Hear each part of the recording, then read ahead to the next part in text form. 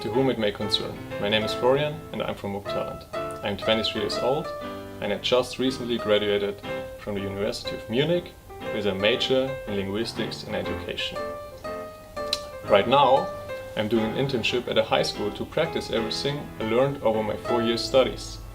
When I finished my internship, I really hope I can teach abroad, especially China. I really hope I can come to China and teach young Chinese learners. I'm really passionate about that, so I hope I'm hearing from you. I'm looking forward. Thanks a lot.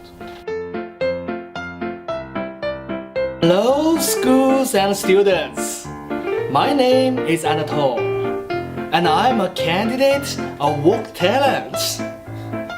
I am fresh graduate from University of Technology de Compiègne. So my major was engineering, and the science stuff, chemical and physics. And it's my great passion to pass my knowledge, to pass what I know to the children.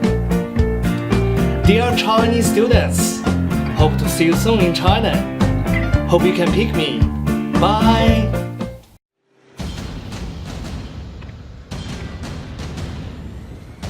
I'm a friend of Sierra Kana.